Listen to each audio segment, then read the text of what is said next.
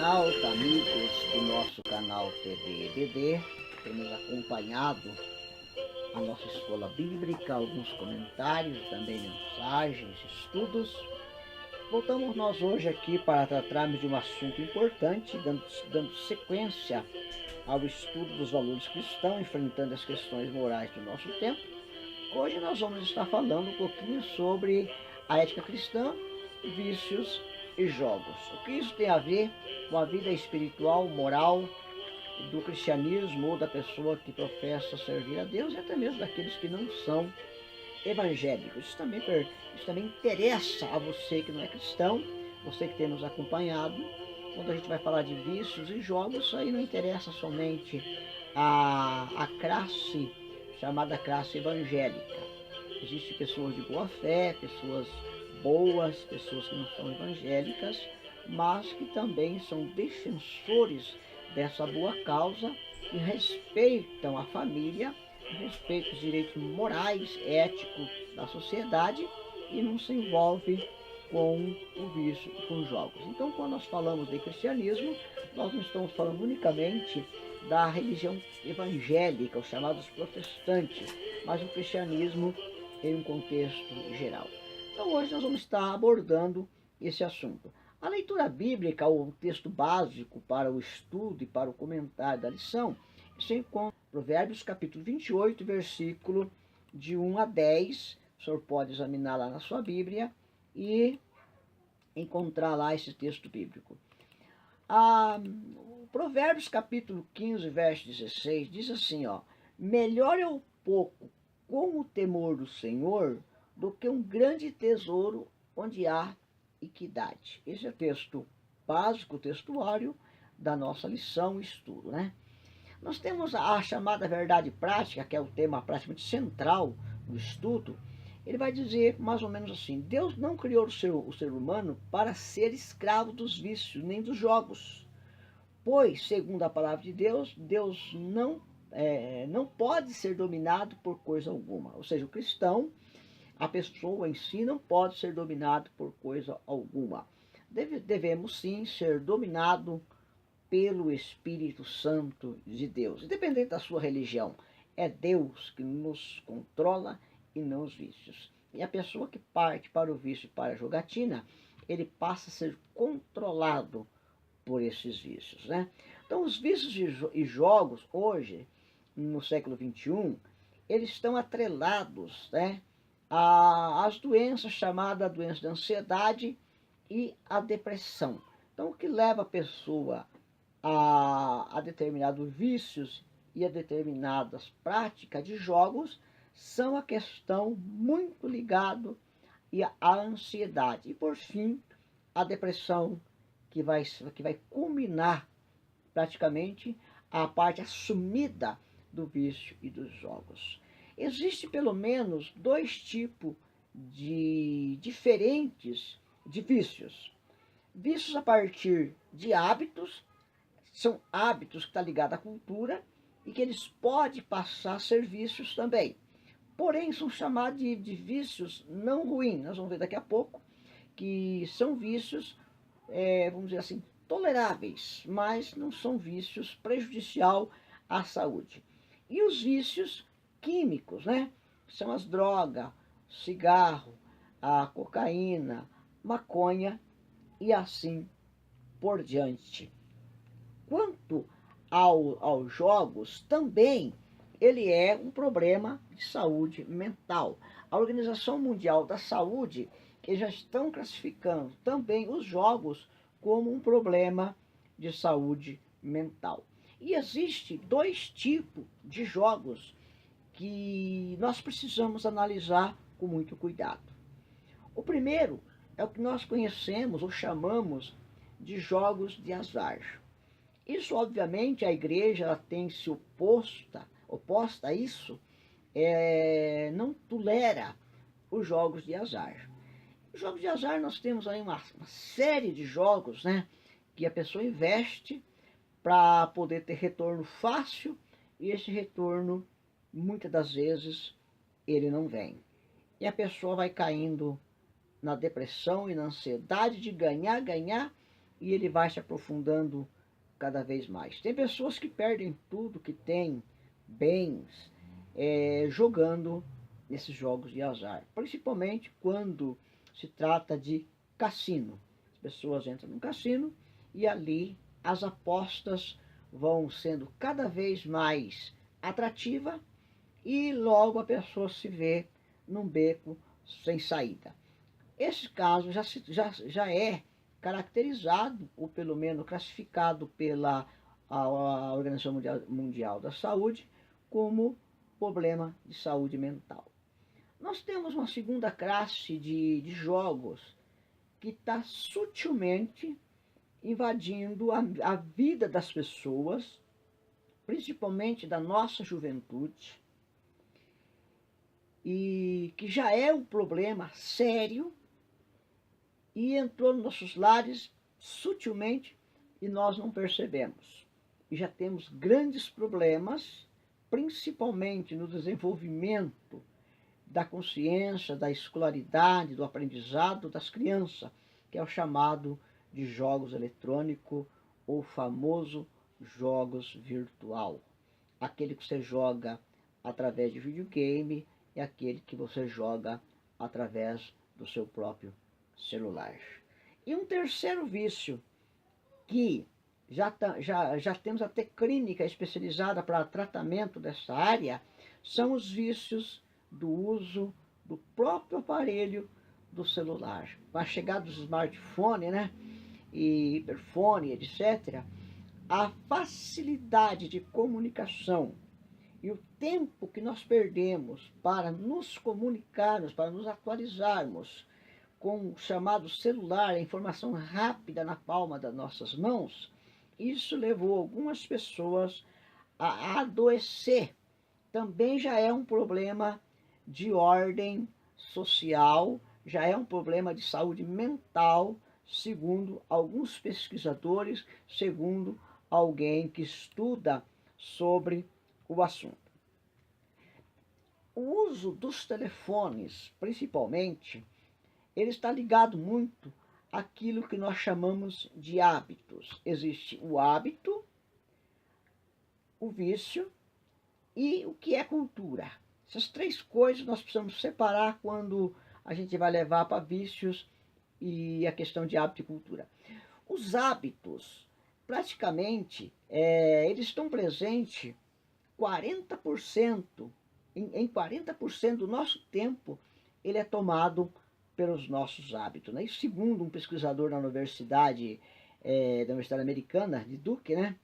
Ele disse, trata-se de atitudes que são tomadas conscientemente, mas que pode ser mudado, por mais difícil que pareça, mas pode ser mudado a qualquer momento. É diferente do vício, que os vícios ruins, né? Ele já precisa de, muitas vezes, precisa ajuda de um profissional, para que a pessoa consiga se livrar dele. Então, nós precisamos entender essas diferenças. Como, por exemplo, a pessoa almoçar e ao mesmo tempo que trabalha no seu escritório, com uma mão no computador e com outra mão no prato. Isso são hábitos ruins. Isso chega a um certo ponto que a pessoa torna-se uma obsessão compulsiva e já precisa de um tratamento para se livrar disso, tanto quanto o hábito de usar o celular ao mesmo tempo que a pessoa faz uma refeição, numa reunião de famílias. Muitas das vezes o celular tem tomado todo o tempo da comunicação e do espaço de diálogo e já é uma obsessão compulsiva pelo uso. A pessoa não pode viver sem ele. Já é um hábito ruim. Esses hábitos já precisam da intervenção de um psicólogo, do médico, também, não sei se correto ou não, mas do hipnoterapêutica e entre outros profissionais. Então, muito cuidado com os hábitos que são desenvolvidos dentro da sua cultura. Agora, quando nós vamos falar de cultura, segundo Eduardo Taylor, esse cidadão, ele é um antropólogo inglês, que nascido em Londres em 1832, 2 de outubro de 1932, né? Ele é responsável pela criação e a sistematização da antropologia cultural na Universidade de Oxford. Ele diz o seguinte: por ter sido fortemente associado ao conceito de civilização do século XVIII, a cultura muitas das vezes se confunde com noções de cultura, muitas das vezes se fundem com as noções de desenvolvimento, educação, agora o mais importante, bons costumes, etiqueta e comportamento de elite. Isso é cultura. Só que dentro da cultura nós temos desenvolvimento o quê? Da educação e bons costumes. A educação está ligado também a certos hábitos. Por exemplo, tomar uma taça de vinho antes da refeição. Tomar um cálice de vinho antes do deitar. Isso está ligado a hábitos culturais de alguns países, por exemplo, países da Europa, onde se usa muito o uso do vinho, né? O que na nossa cultura ele é vedado, pelo menos pelas nossas igrejas, é proibido, ou pelo menos em off, né? É proibido o uso dessa bebida como esse tipo de hábito da cultura europeia, né? Da Europa. Questão de vício. Nós vamos definir a palavra vício. Ela pode ter várias definições, mas segundo a Wikipédia, aquele site, né? Ela define, por exemplo, define o termo como um hábito repetitivo que degenera ou causa algum prejuízo ao viciado e aos que com ele convivem. Então isso é vício. É aquilo que degenera e causa prejuízo, tanto para o usuário, no caso viciado, e para com aqueles que ele convive, com as pessoas que ele convive. A Organização Mundial da Saúde, por sua vez, considera um vício já como uma doença física e psicossomática. Primeiro, psicoemocional. Física, porque a pessoa precisa desse vício para se manter, ou seja, para alimentar o seu emocional, o seu físico, né? E psicoemocional. Por que psicoemocional? Qual que é a causa disso? Desde o primórdio, o homem vive o paradoxo psicoemocional consigo mesmo. Ou seja, tem dificuldade em promover o seu equilíbrio psíquico, não sabendo definir com clareza o que realmente quer. Esse é o grande problema que leva as pessoas, muitas das vezes, a entrar pelo caminho do vício, porque ele não se descobre realmente o que ele quer, ou quem ele é. Quem sou eu? Por que eu estou aqui e qual o motivo que eu estou aqui? São 3 perguntinhas básicas que estão ligadas ao nosso psicoemocional. Agora, a grande questão é por que as pessoas apelam para o vício? Nós temos algumas classificações aqui que eu gostaria de passar para os meus queridos internautas. Por que então que as pessoas apelam para o vício? Primeiro, pessoas que tiveram pais viciados tendem a tornar adultos com vício ou aversão a comportamento compulsivo, uma vez que a criança repete e repele os comportamentos do pai, ou seja, copia o comportamento do pai. Então, um dos motivos por que as pessoas apelam para o vício, vamos dizer que já seja um costume, um hábito, nós falamos lá atrás, hereditário, está passando de pai para filho. Segundo, pessoas que tiveram pais ausentes e que eram compensados com bens materiais. Olha o grande perigo, pais ausentes queriam compensar os filhos com bens materiais. Aí eles crescem com a ideia de que qualquer coisa externa será capaz de suprir o amor e o vazio emocional. Veja que tudo está ligado às nossas questões emocionais, dos nossos sentimentos, o apelo do coração. Por isso que a Bíblia diz que de tudo que você tiver que guardar, guarda o teu coração, porque dele provém a saída das vidas. O item 3, por quê? Em terceiro lugar, pessoas que tiveram todas as necessidades atendidas prontamente, outro erro fatal que os pais cometem quando as crianças, na sua infância ou até a adolescência, atender às necessidades da criança. Todas as suas necessidades atendidas prontamente, também tem uma grande tendência aos vícios, pois cresce sem limite e com dificuldade para lidar com as frustrações, buscando prazer a qualquer custo. E muitas das vezes este prazer ele é preenchido com o vício. Esse é um dos motivos também porque as pessoas apelam ou buscam, tendem para o vício. Quarto, pessoas que foram rejeitadas ou muito comparada com outras crianças. Rejeitada ou muito comparada. Olha a questão da comparação com outras crianças durante a infância. Pode desenvolver vícios para se sentirem aceitas. Essas pessoas são muito influenciadas pela mídia e pela moda. É o que nós chamamos de comportamento de bando. Reage como o bando reage, ou age como o bando age. Eles procedem como o bando procede para encontrar o seu espaço, né? Para ser aceita, né? Para ficar igual a essas pessoas.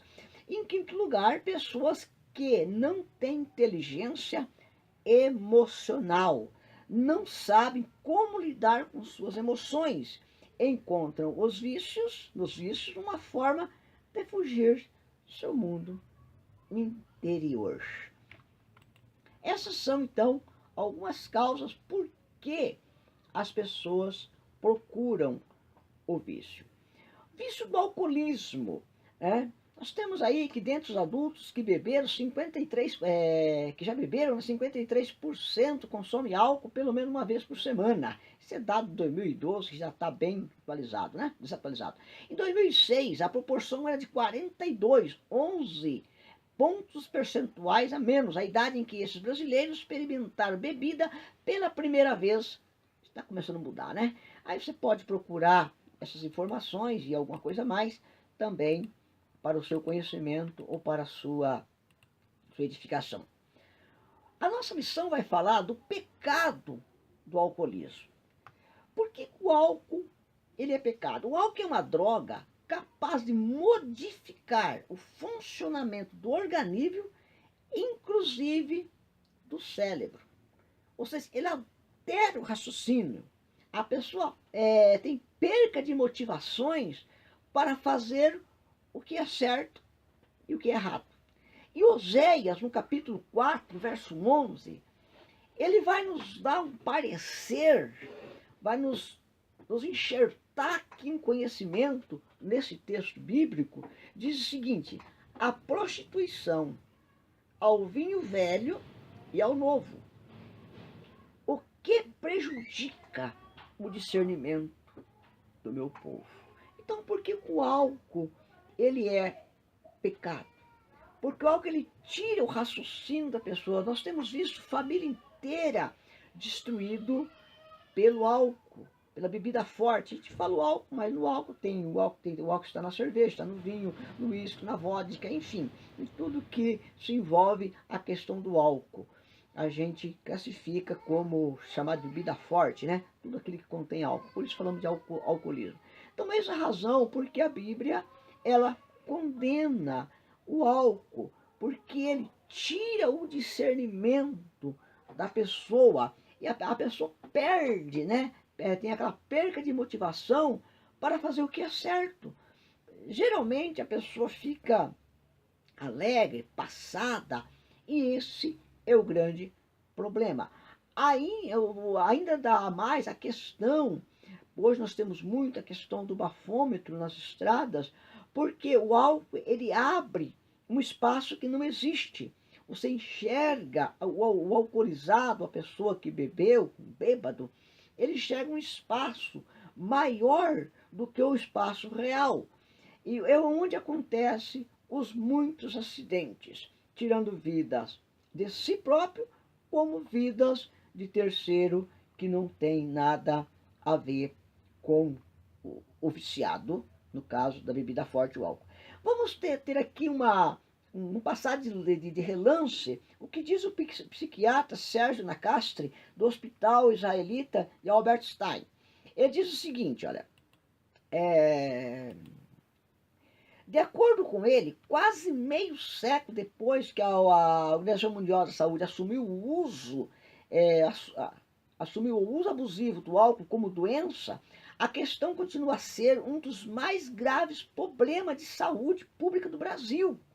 Segundo a instituição, 3,3 milhões de pessoas morrem por ano no mundo por causa do álcool.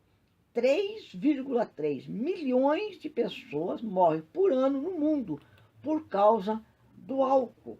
Então veja que é um vício que está ceifando mais do que quase que outros tipos de drogas. Tem sido o álcool. Por isso que ele é muito vedado entre o meio cristão. E nós vemos hoje aí que talvez uma pessoa drogada dirige sem nenhum problema, né? Pelo menos não tem bafômetro para droga ainda. Mas alcoolizado não. Alcoolizado a pessoa é pegado flagrante, ele leva multa e assim por diante, as consequências do trânsito aí, né? Depois nós temos, ele vai falar ainda sobre, já um outro psiquiatra chamado Cláudio Jerônimo da Silva. Segundo esse psiquiatra, que é afiliado ao Departamento de Pesquisa da Universidade Federal de São Paulo, da Unifesp, o álcool afeta e causa graves, causa ou agrava cerca de 66 tipos de doenças. 63 tipos de doença está ligado ao alcoolismo.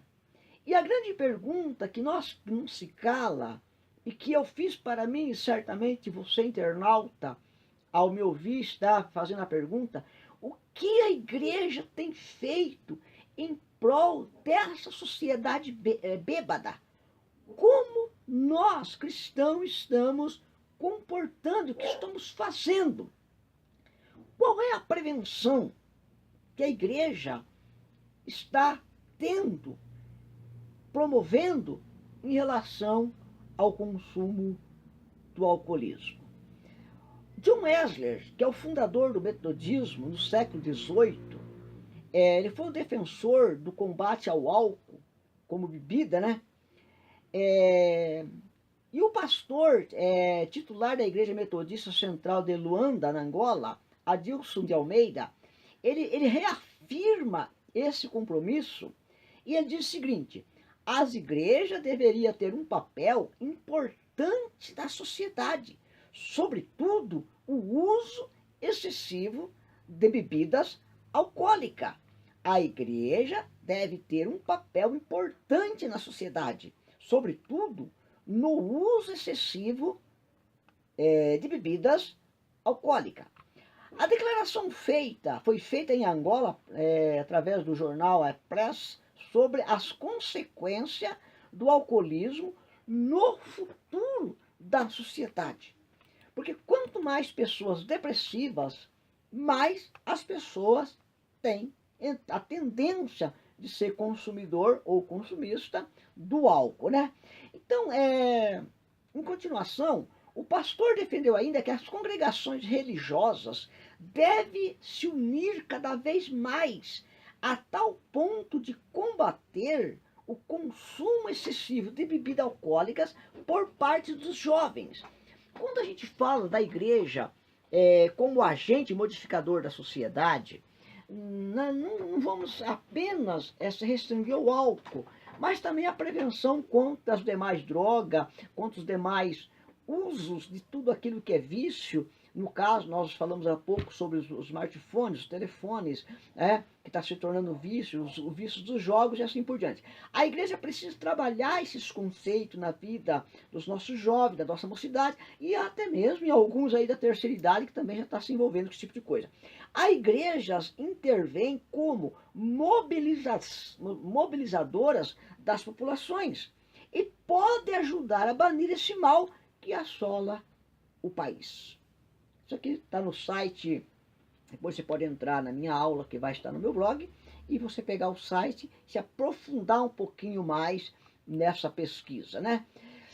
Nós encontramos os Estados Unidos em 1919, no dia 28 de outubro, foi aprovada a chamada Lei Seca, conhecida como, aí tem uma palavra em inglês, eu não vou tentar citar ela porque eu não vou conseguir citar, né? Ele, é, essa lei foi aprovada por grupos de diferentes interesses sociais. O engraçado é que a proibição foi uma conquista bancada principalmente pelas igrejas evangélicas protestantes. Aí ele cita aqui especialmente os metodistas, os batistas, presbiterianos, através do... Aí tem também um nome em inglês que significa União de Temperança Cristã das Mulheres, que juntamente com o chamado Partido da Proibição, eles movimentaram a sociedade americana em prol dessa conquista. Então veja, a história vai nos contar que o governo pediu auxílio às igrejas evangélicas para se mobilizar contra o alcoolismo, porque os Estados Unidos estavam se tornando um país dos bêbados. Embora que em 1933, com o surgimento lá de uma classe de música, né, jazz ou jazz, coisa assim, o álcool retornou. Por quê? A música, para os mais velhos, era apenas um barulho, mas para os jovens era um emocionalismo, né? Seus psíquicos emocionais eram alimentados através da música, e através desse tipo de música, a sociedade americana voltaram novamente à prática da bebida alcoólica. Depois, a partir da Segunda Guerra Mundial, então aí a coisa perdeu a rédea, né? A libertação do alcoolismo envolve pelo menos 3 fatores importantes, que é o problema de ordem espiritual, que é a igreja como agente modificador da sociedade, que deve trabalhar em favor dessa sociedade para combater não só o alcoolismo, mas também qualquer tipo de drogas e até jogos e vícios, né? Problema de ordem médica, que são o tratamento dos casos patológicos, que custa caro para o Estado, mas precisa, é uma necessidade. E problema de ordem psicológica, ajuda na recuperação de pacientes, centros terapêuticos, que infelizmente as igrejas estão pecando demais nesse particular. A maioria das igrejas não tem centro terapêutico para tratar dessas situações. E quando tem, ainda são precários nas condições que envolve a parte política, né? De pedagogo, psicólogo, assistente social e até mesmo a questão do ambiente, o envolvimento com as atividades, enfim, uma série de coisas que alguém pode entender bem mais do que eu. A escravidão das drogas. As drogas, o vício e as drogas, além do mais, ela é uma escravidão. A Organização das Nações Unidas, a ONU, através do Departamento de Drogas e Crimes, divulgou na quinta-feira de 22 de junho de 2017 o relatório anual sobre o uso e abuso das drogas no mundo, em 2017. Ele está disponível em um site inglês, onde diz que o planeta tem hoje 7 bilhões de habitantes, e também diz que 25 das mortes anuais desses 7 bilhões relacionam-se às drogas, relacionam-se à droga. O documento informa que taxa de mortalidade continua a aumentar, chegando a mais de 52 mil óbitos só no ano de 2015. Traz informação de que 12 milhões de pessoas em todo o mundo usam drogas injetáveis. 1,6 milhões vive com HIV, 6,1 milhões de humanos têm hepatite C. No geral, 3 vezes mais pessoas que usam droga morrem de hepatite C, no caso são 222 mil pessoas, do que com o próprio HIV, que morrem 60 mil pessoas. Então, a proporção, o número percentual que a droga escraviza e mata é muito maior do que a doença transmissível pelo ato sexual chamado HIV. O relatório enfatiza que o acesso ao tratamento contra hepatite C permanece ainda muito caro. Então vejam o prejuízo que as drogas e os vícios, principalmente a droga agora, têm trazido para a sociedade, para o mundo e para a humanidade de uma forma geral. Cerca de 29,5 milhões de pessoas em todo o mundo sofrem de transtorno provocado pelo uso das drogas. Então veja, querido, quando a gente fala da proibição na igreja, dos ensinamentos que a igreja tem, pelo menos deveria ter, e a transmissão desses ensinamentos, a sua membresia, não só a sua membresia, mas o compromisso da igreja como agente modificador da sociedade em passar para a sociedade essas informações, porque são poucas pessoas que têm acesso a essas informações que eu e você temos. Por isso que me leva a trazer essas informações num canal como esse e numa escola tão propícia como essa, chamada Escola Dominical. Porque nós estamos como um gigante adormecido. Então, 20,5 milhões de pessoas sofrem de transtornos provocados pelo uso das drogas. E nós temos aí os chamados opioides, né, que são opioides são drogas que atuam no sistema nervoso para aliviar a dor. Bom, quando a gente tem a questão do sistema nervoso para aliviar a dor, está ligado a duas situações. Primeiro, são pessoas dependentes, praticamente medicamente ou clinicamente dependentes de certo tipo de medicamento, no caso para alívio de dor, para dormir, etc.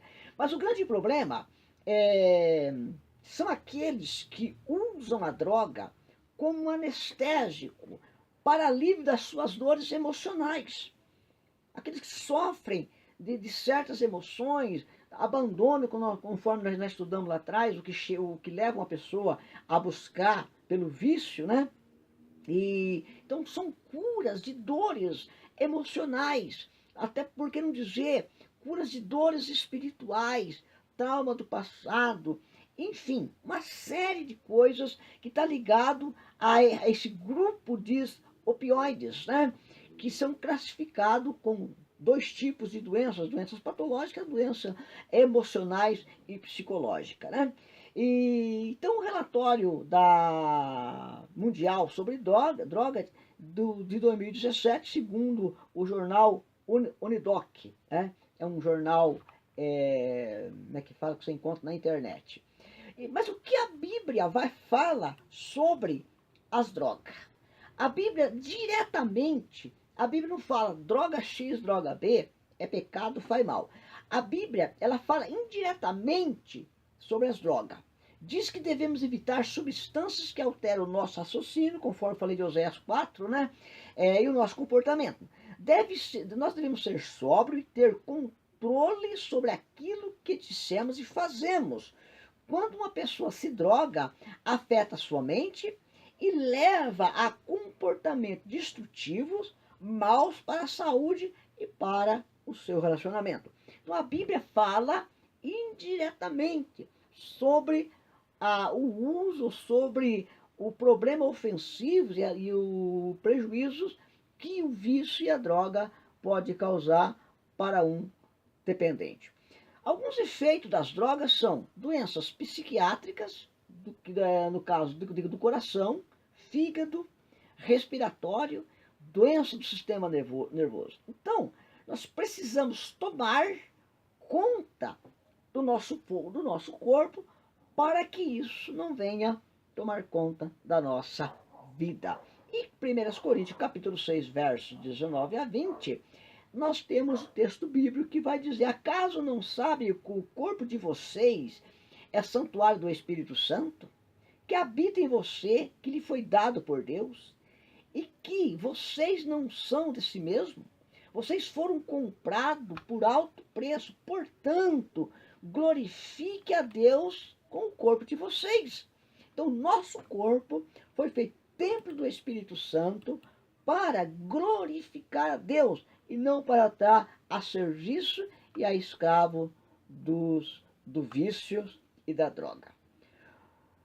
Vamos dar uma respiradinha e vamos falar um pouquinho sobre os jogos de azar, que tem sido uma armadilha para as famílias, destruição para a família.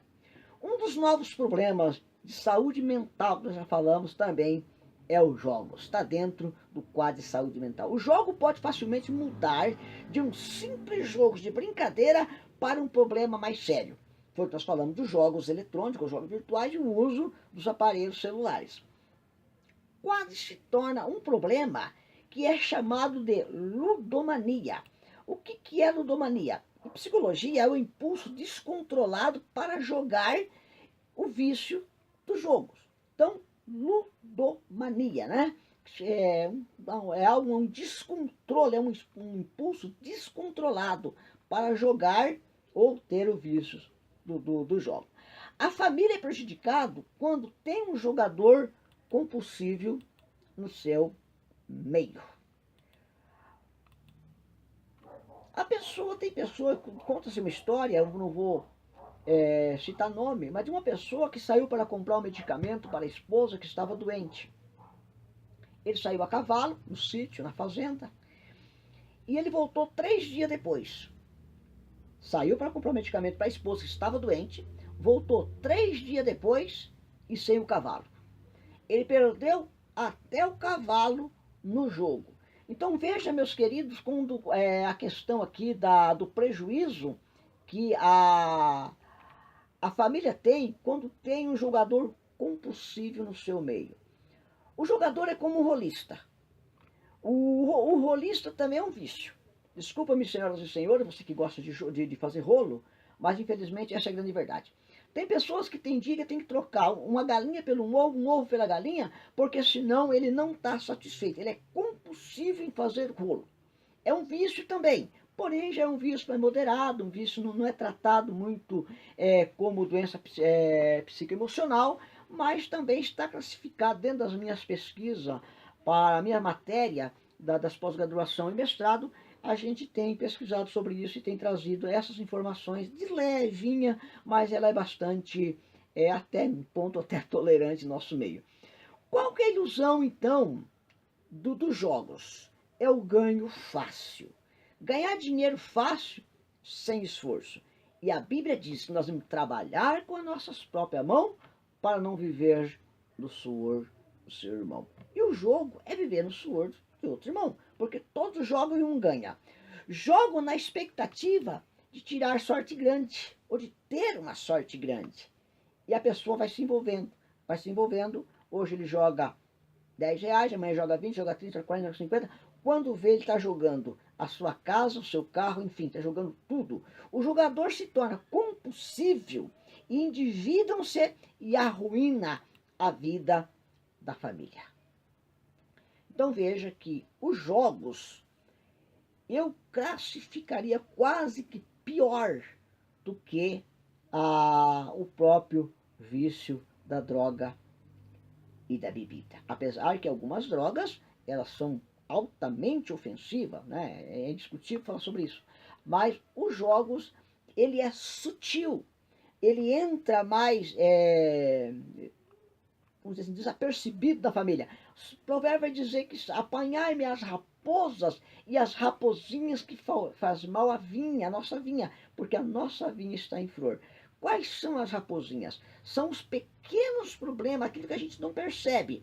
E os jogos são pequenos problemas que a gente não percebe, que vai entrando devagarzinho na nossa família, na nossa vida, e que aos poucos se torna um problemão, um grande problema, que as pessoas não têm mais como sair. Aí nós temos algumas enumerações, que é uma questão de tempo, eu não vou ter que ler todas, mas nós temos aqui, ó, a preocupação, a tolerância, a retirada, a fuga, né? A tolerância, assim como as doenças que causam dependência, o jogador requer mais tempo, mais dinheiro e mais risco. Uma quantidade maior ou jogar com mais frequência para experimentar a mesma sensação da experiência anterior. Isso é chamado de tolerância. Retirada. O jogador experimenta a inquietação ou irritabilidade como tentativa de parar ou reduzir o jogo. Tenta, mas não tem fuga. Não tem mais como. Aí vem a fuga e depois nós temos a perseguição, a mentira, que as pessoas, normalmente, o jogador começa a mentir para esconder quanto tempo ou dinheiro é gasto em jogo. Perca do controle. O jogador perde o controle quando não é mais capaz de parar ou reduzir a quantidade de jogos de azar. E atos ilegais, a pessoa acaba se envolvendo com corrupção, roubos e apropriação indébito, fraude, falsidade, enfim, tudo isso envolve a questão dos jogos, né? Colocação de relacionamento em risco, né? E o jogador pode continuar a jogar, apesar dos riscos, perder relacionamento com a família, amigos, emprego ou outras oportunidades de desenvolvimento pessoal. E assim por diante. Agora, quais os males dos jogos na família?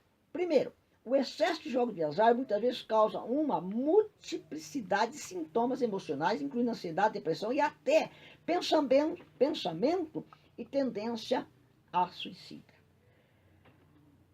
Às vezes a gente vê as pessoas se enforcando no lugar que ele vai se enforcar de joelho.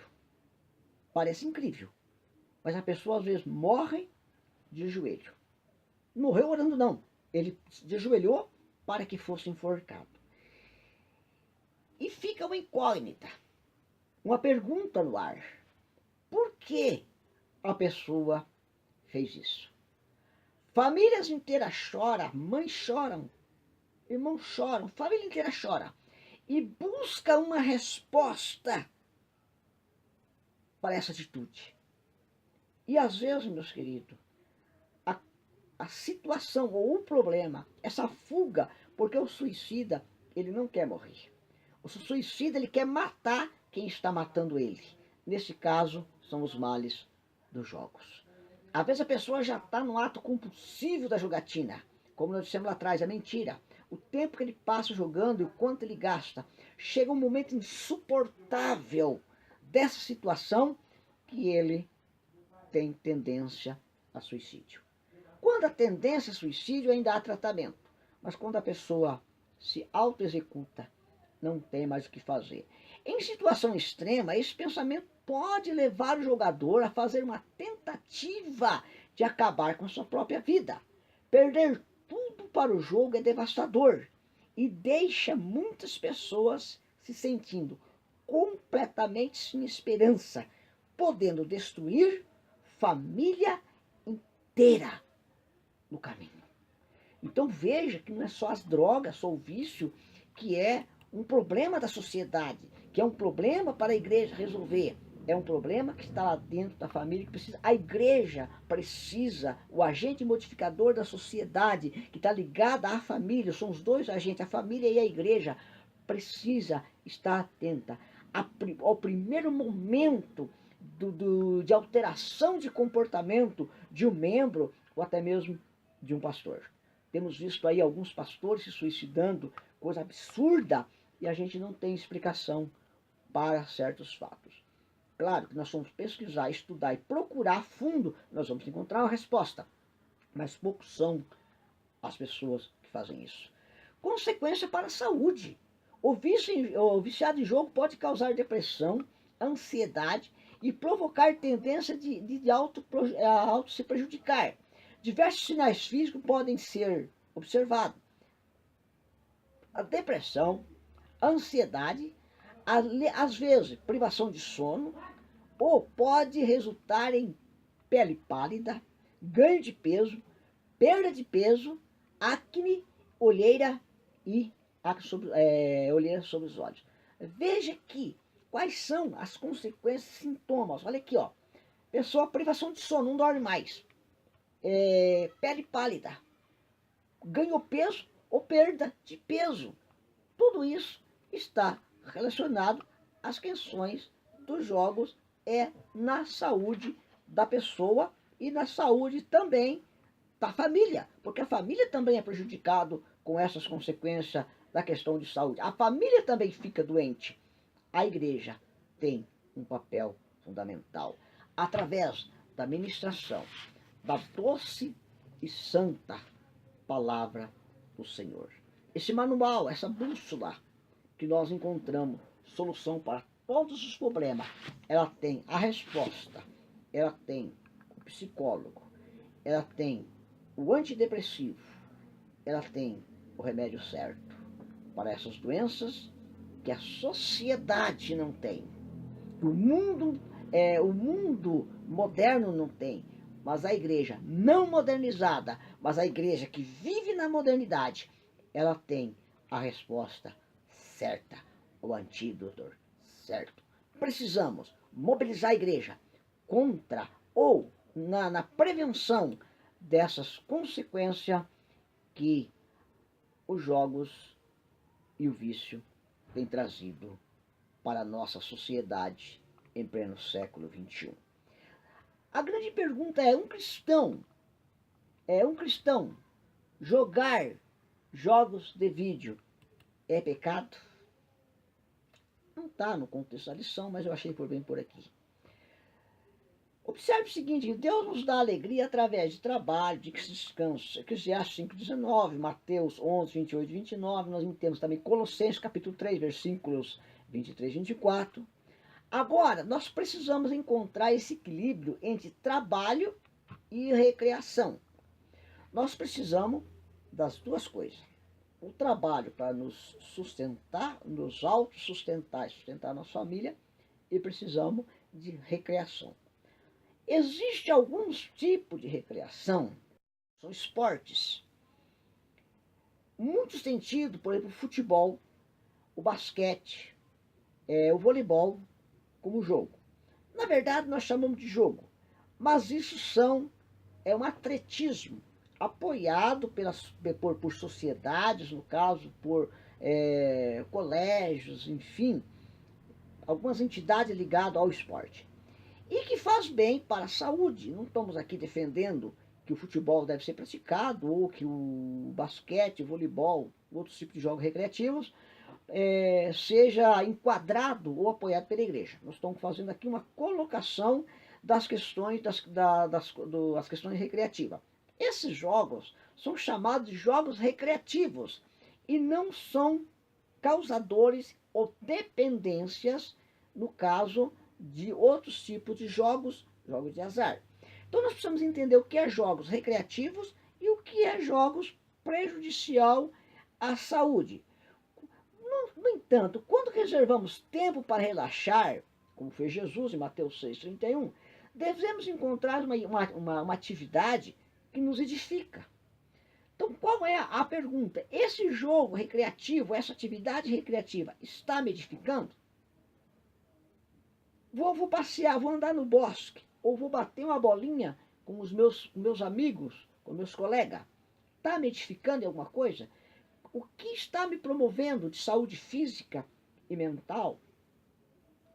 O que isso me eleva na integração da sociedade pela qual eu estou inserida? Então a pergunta não é se posso brincar de jogos de vídeos, mas sim, são os jogos de vídeo a melhor escolha? É a melhor escolha os jogos de vídeo? Isso é uma atividade que vai me edificar? Mostra amor ao próximo e glorifica a Deus? Então devemos procurar atividades dignas de louvor e não só apenas uma atividade que vem enaltecer o teu eu. Quais são os sinais de que alguém pode estar viciado em jogos eletrônicos? Somente um especialista capacitado para diagnosticar este tipo de problema, mas existem alguns sintomas comuns que devem ser considerados e que podem indicar o problema. Vamos ver lá. Passa muito tempo no computador ou no game. Entra na defensiva quando confrontada sobre o problema. Perde a noção do tempo. Prefere passar mais tempo nos jogos que com amigos e familiares.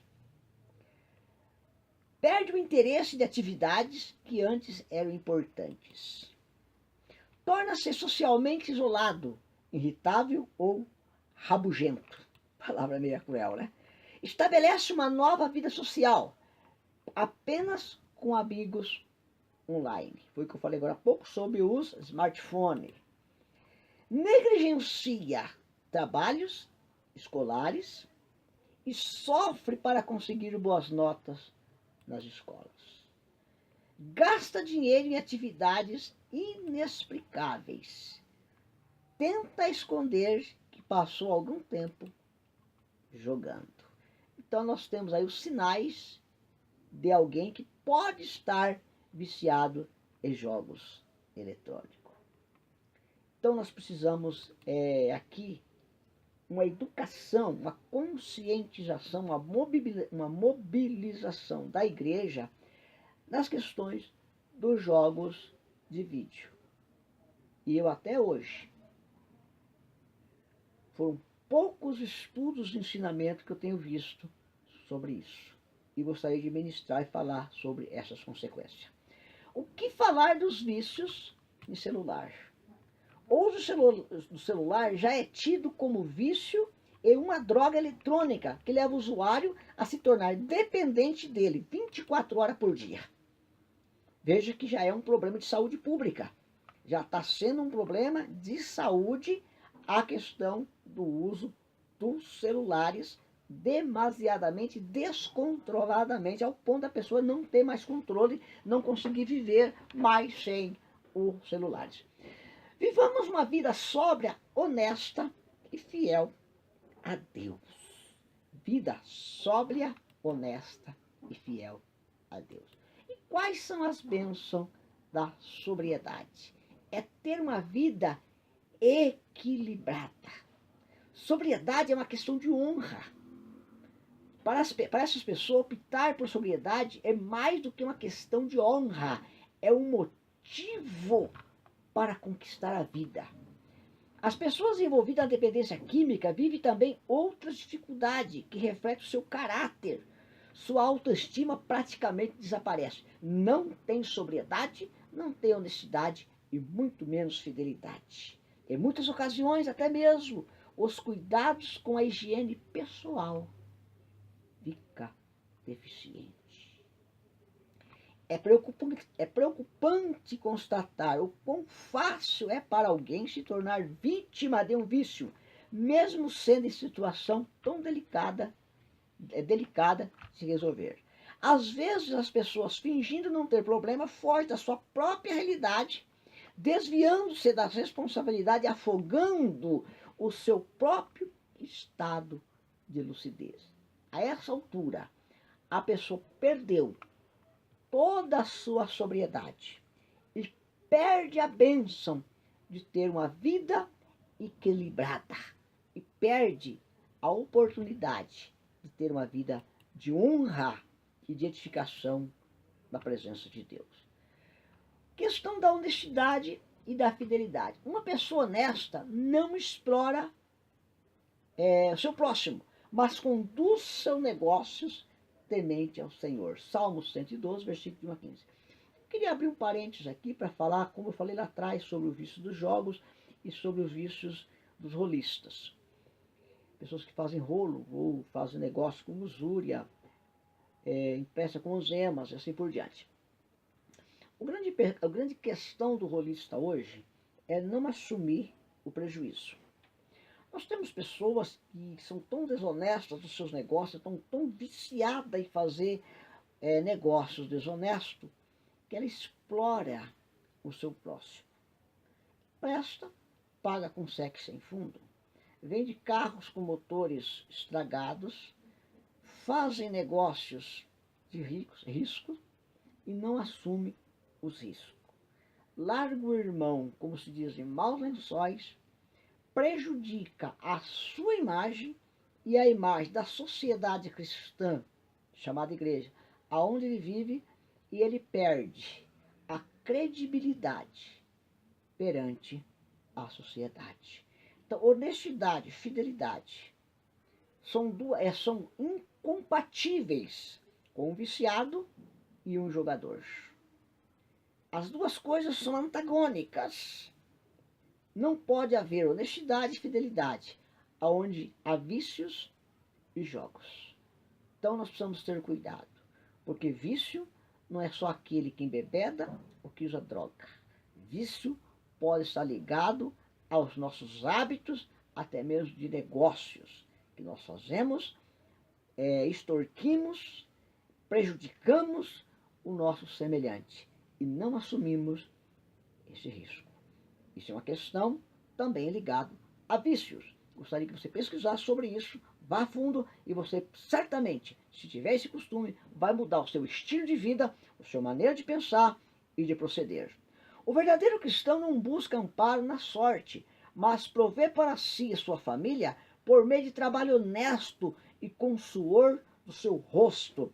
Jesus, aliás, o Deus deixou isso bem claro quando ele tirou o homem do Éden, colocou fora do Éden e ele disse, do suor do teu rosto, você vai tirar o seu pão, você vai comer o seu pão.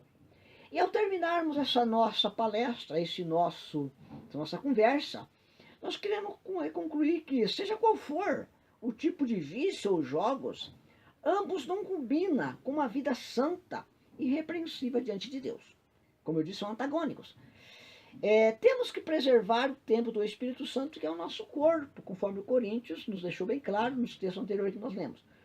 Tudo que ultrapassar a linha dos limites que venha satisfazer o nosso ego se torna um vício e, consequentemente, uma droga.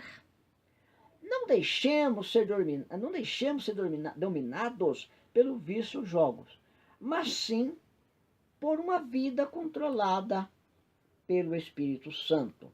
Romanos capítulo 8, versículos 6 a 9, 12 e 14, diz assim, portanto, meus amados, não temos uma obrigação que é a de não vivermos de acordo com a nossa natureza humana.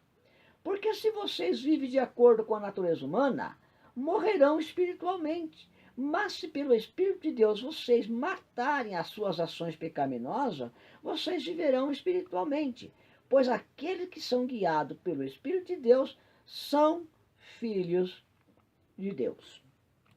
Eu tenho um comentário aqui, que vem da revista de professores da Igreja Sabatina, do ano 2013, na página 31, diz assim, o comentário adventista traz a linda história do evangelista Robert, um jovem de 26 anos que liderou um movimento de revivamento no país de Gales em 1904, quando ele uniu aos amigos da igreja para fazer intercessão, estudar a Bíblia e compartilhar a fé.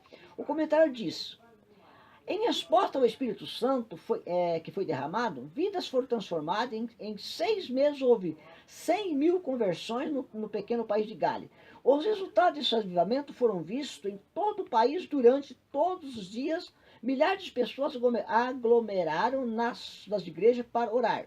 Trabalhadores da mina de carvão, rudes e que viviam praguejando, foram transformados em senhores bondosos e corteses. Mesmo os camponeses das minas de carvão, mesmo os pôneis, os donos das minas de carvões, tiveram que aprender novas palavras de comando, porque os mineiros não estavam mais praguejando sobre eles. A vida obediente e transformada, brotar de corações convertidos, essa é uma evidência irrefutável do verdadeiro avivamento. Mais uma vez, ao encerrar, eu vou colocar aqui o papel importante que a igreja tem na transformação da sociedade e na reeducação dessa sociedade bêbada e viciadas em droga. Fica aqui o meu alerta. Você que é pastor, você que dirige uma igreja, um campo, pense nisso. Deus vai te cobrar mais tarde. A nossa negligência e a nossa irresponsabilidade com essa sociedade, porque ela pode ser transformada pela igreja. Nós vemos por aí marcha para Cristo, mas pouco se tira de aproveito nessas marchas para Cristo. Mas quando nós fizermos uma marcha em favor dos drogados, contra as drogas, não contra os drogados, em favor dos viciados, não contra o vício, mas em favor dos viciados, nós vamos ter uma sociedade modificada, como os Estados Unidos foi modificado entre o ano de 1918 até o ano de 1933, porque a igreja abraçou essa causa. Que Deus abençoe a todos. Até a nossa próxima aula, se Deus assim nos permitir em Cristo Jesus. Amém.